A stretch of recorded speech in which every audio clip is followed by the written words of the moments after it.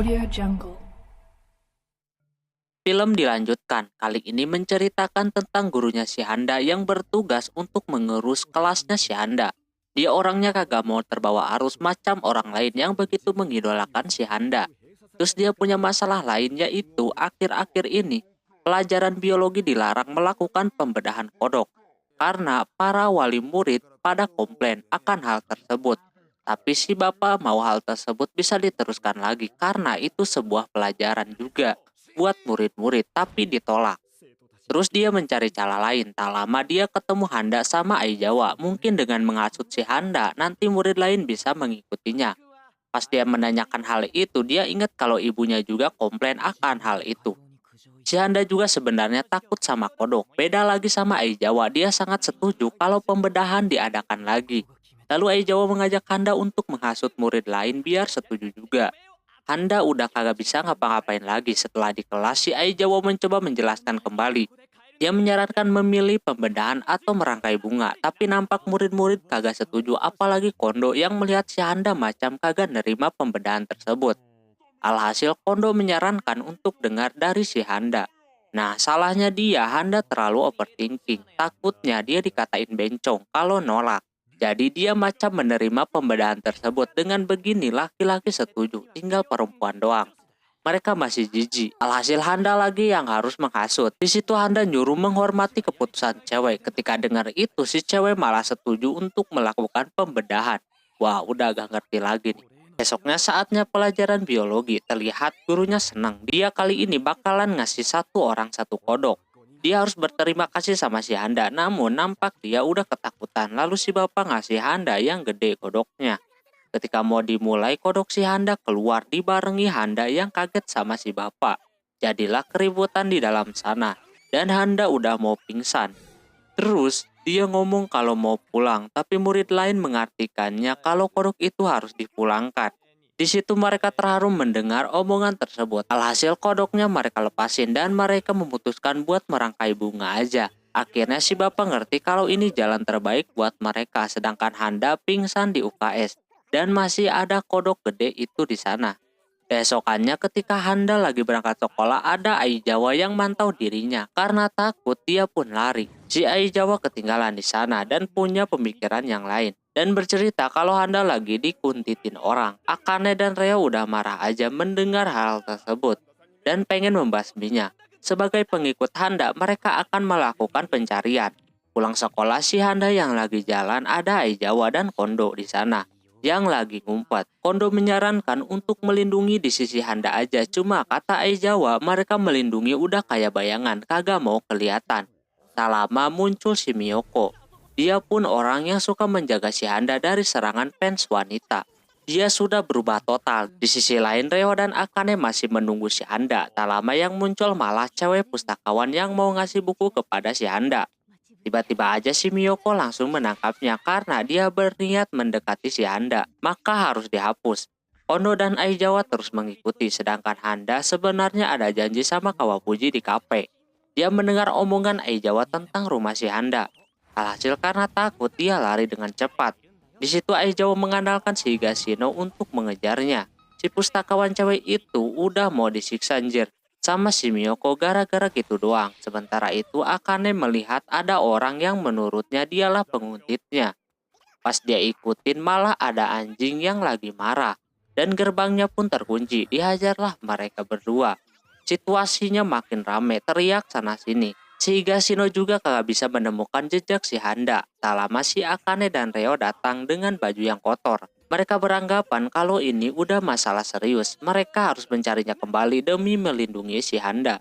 Sorenya Handa udah kecapean lari terus. Di depannya adalah kafe yang ia akan tuju. Pas dia panjat dindingnya ada Ai Jawa dan yang lainnya udah nunggu di situ.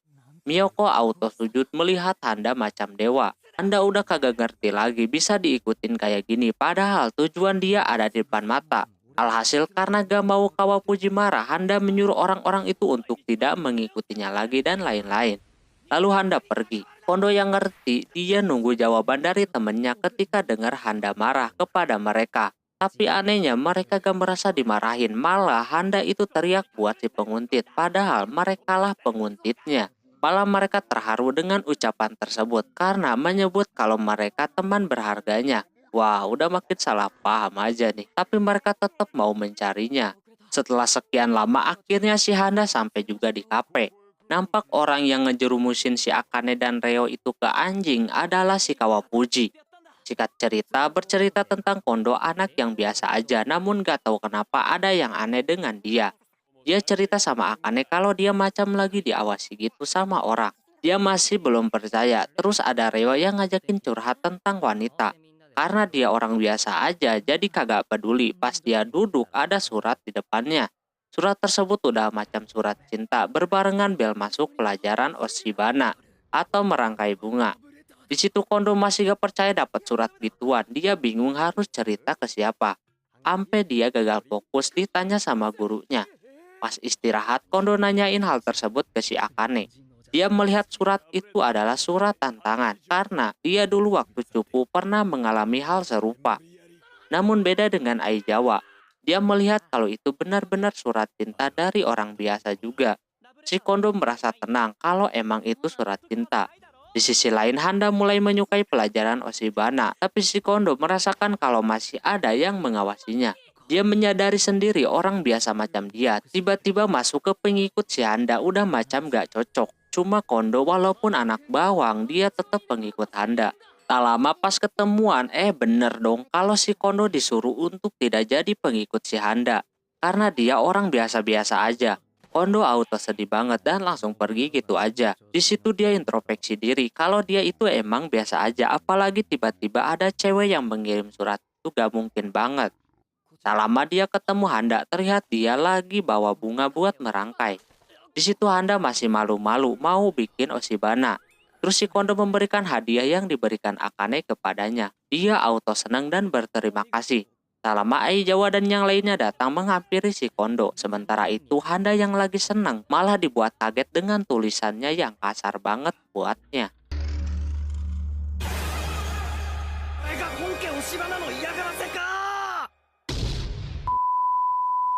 Singkat cerita ada klub manga Bishojo yang beranggotakan 3 orang. Mereka nampak sangat menikmati klub tersebut. Namun mereka dibuat kaget ketika OSIS menyuruh klub tersebut diberhentikan karena kagak ada guna buat sekolah. Apalagi cuma buang-buang waktu dan kertas yang manganya tak kunjung laku. Mereka masih dikasih kesempatan untuk yang terakhir kali. Minggu depan kertas manga yang gak laku itu bakalan didaur ulang. Dia menyarankan untuk buat karakter Handa biar auto laku. Tapi Handa cowok, jadi kagak masuk sama Bishojo. Secara Bishojo itu khusus karakter wanita. Terus mereka mulai rapat dan ngomongin karakter si Handa.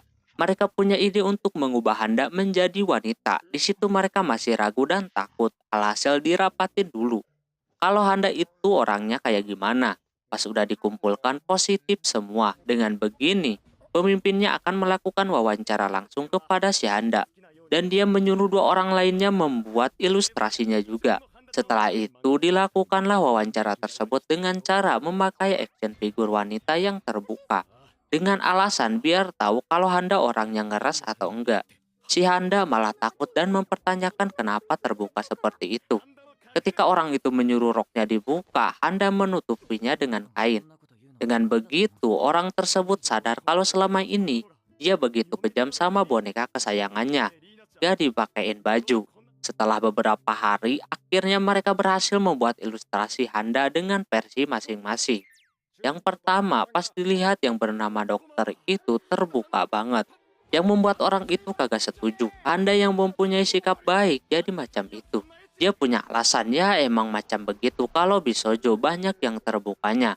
Pas giliran si kecil dia juga sama, akhirnya ditonjok juga. Padahal cocok banget dengan konsep Bishojo yang ada harem-haremnya, tapi si pemimpin kagak mau kalau Handa digituin. Dia punya versi yang bagus dan cocok untuk Handa. Pas dikasih lihat, mereka berdua auto terharu melihat gambar tersebut. Karena udah setuju, mereka membuat salinan manganya dan kalau udah selesai bakalan minta izin ke si Handa. Pas udah selesai, mereka menyimpan di atas kertas yang mau didaur ulang. Alhasil Handa yang datang ke situ langsung mengambilnya. Sementara ketiga orang itu mencari si Handa. Tak lama mereka ketemu dengan Aizawa. Dia mengatakan kalau Handa lagi ngambilin kertas yang mau didaur ulang. Alhasil Aizawa menanyakan hasil akhir yang mereka buat. Pas mau ditunjukin, kagak ada. Mereka ingat kalau salinan tersebut di atas kertas yang mau dibuang. Mereka auto mengejar mobil pengangkutnya. Di situ Handa yang mendengar manga langsung membantu memberhentikan mobil angkutan tersebut. Dan berhasil. Handa merasa bersalah di situ, namun dia dibuat kesal ketika tahu kalau manganya tentang dia.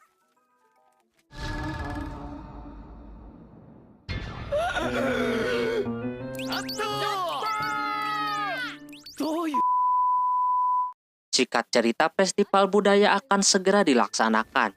Terlihat ketua OSIS itu tiba-tiba penampilannya berbeda dan akan menamai festival budayanya jadi Festival Handa. Namun si bapak kagak setuju. Setelah itu Aizawa mengumumkan ke kelasnya nama festivalnya jadi Festival Seisu. Dia menanyakan untuk penampilan yang akan kelas itu tampilkan. Banyak banget yang udah ngusulin. Terus Aizawa menulis cuma 3, yaitu kelas kaligrafi, drama Romeo dan Juliet, atau buat KP. Di situ yang nyuruh milih adalah si Handa sebagai ketua kelas. Dia bingung, kelas kaligrafi pasti gak bakalan suka. Drama dia gak bisa acting, apalagi buat KP Med bakalan memalukan buatnya. Di situ dia dibuat bingung. Terus Kondo membantu Handa dengan berbohong kalau Handa juga suka musikal. Di situ Handa salah paham. Kondo berniat kagak bikin si Handa bingung, tapi dia karena udah pusing dia gak sengaja mengatakan KP lalu pergi. Aizawa juga dibuat bingung harus mutusin apaan. Dengan begini dia punya ide. Di tangga Handa harus mikir-mikir lagi yang cocok buat dia dan juga yang lainnya. Tak lama datang ketua OSIS yang membuat Handa kaget sama rambutnya. Dia gak dengerin Tennoji ngomong apaan, dia cuma fokus ke rambut. Terus dia meminta bantuan Handa untuk melukis nama buat festival nanti. Dia yang melihat Tennoji lagi kesusahan, dia bakalan bantuin. Dengan begini Handa udah punya keputusan untuk memilih sesuai dia. Pas masuk udah kagak ada murid di situ. Aizawa langsung menjelaskan kalau dia menyatukan drama, KP sama musikal. Mereka akan mulai latihan besok. Setelah itu Handa ke KP sama Kawapuji. Kelas dia akan mengadakan kaligrafi gitu. Itu pun yang memilihnya si Kawapuji. Besoknya dia kepikiran sama persiapannya yang lembur. Tak lama di sana ada yang lagi dipalak sama berandalan lain. Mereka menyebut-nyebut nama Handa. Handa bingung mau gimana. Kebetulan ada si Akane di sana. Handa udah mengisyaratkan untuk melawannya, tapi Akane juga bingung kenapa Handa yang kuat kagak melawannya. Akhirnya karena lama, Handa langsung ngomong aja, jadinya sama Akane dibabat semua. Setelah pelajarannya berakhir, mereka siap-siap buat acara. Handa masih takut ketemu preman yang tadi. Terus dia diukur bajunya terlebih dahulu. Terus semua kostum udah siap semua. Si Handa kagak disuruh kerja, malah nyuruh diem aja mantau yang lagi kerja, yang membuat dia bosan. Tak lama malam harinya orang-orang mah pada pulang. Handa tertidur di kelas. Dia pun terbangun. Handa kesel kagak dibangunin. Di sisi lain ada berandalan pagi yang mau menyerang si Handa. Cuma ada pasukannya yang menghalanginya. Malamnya Handa menulis tulisan untuk festivalnya nanti. Besoknya beberapa klub udah siap seperti klub Bisojo udah nyiapin 5.000 manga Handa-chan. Si Aizawa membagi-bagi peran kepada yang lain. Si Akane dan Ryo kagak mau memerankan Romeo dan Juliet. Tapi Aizawa pengennya ada unsur komedinya gitu. Di situ terjadi kehebohan. Handa cuma bisa diem aja, dia menanyakan perannya. Namun Aizawa kagak ngasih tahu. Hal itu membuat dia takut.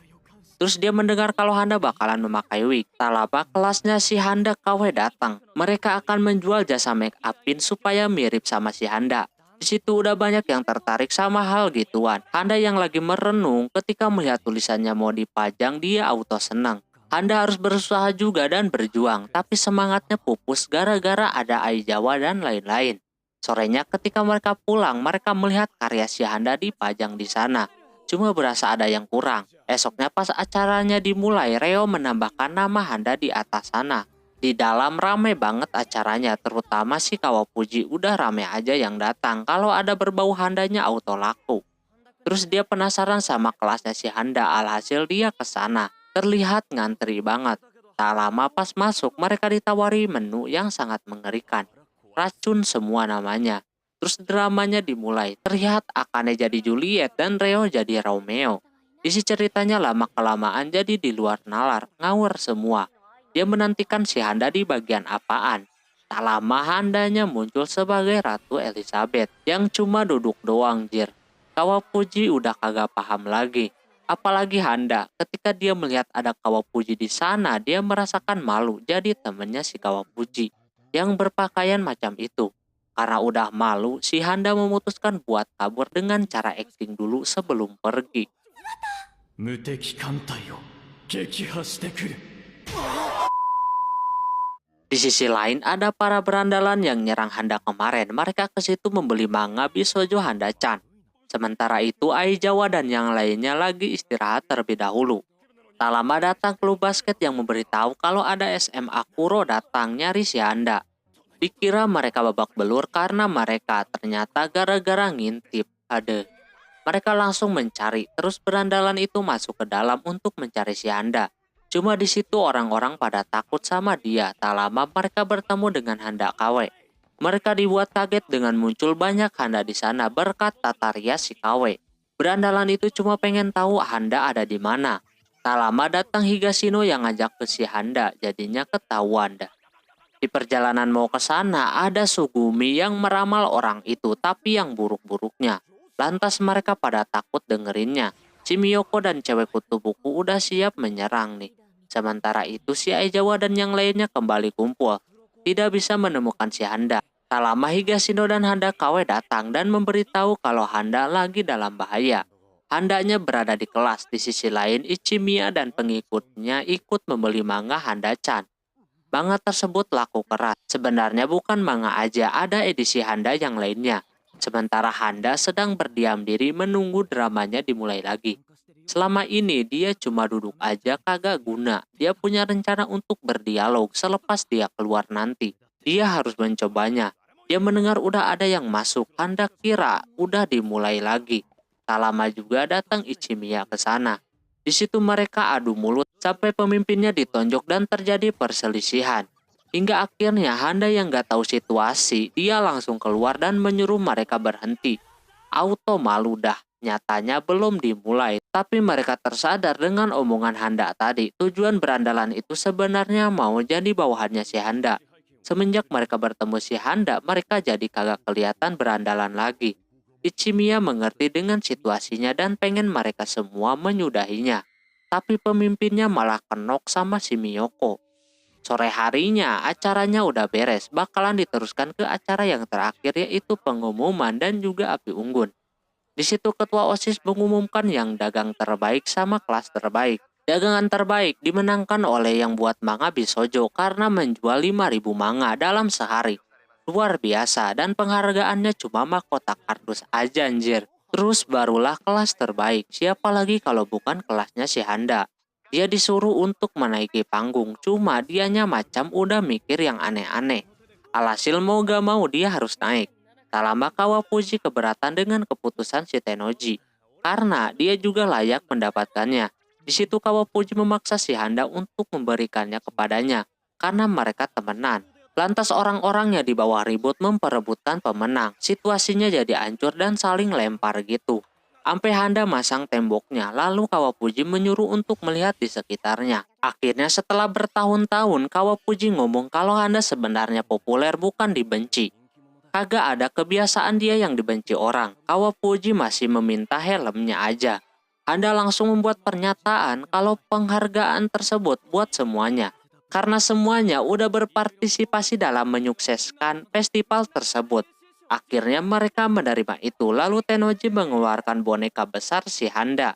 Handa udah kagak ngerti lagi. Kawapuji sebenarnya udah tahu kalau Handa itu populer.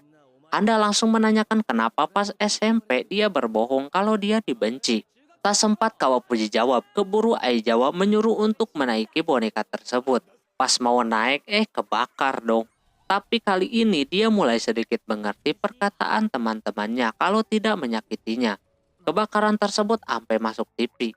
Keesokannya Handa berangkat bareng sama Kawapuji. Dia masih ada rasa takut gitu, tapi dengan dia yang sekarang Handa mulai adem.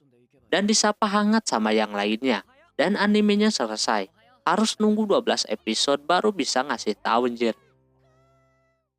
Oke, mungkin segitu dulu untuk anime ini. Mau lanjut ke Barakamon atau tidak teman-teman silahkan tulis di komentar. Mohon maaf bila ada kesalahan dalam penyebutan nama, tempat, atau yang lainnya. Dan sampai jumpa di video selanjutnya. Jamatane, bye-bye. みは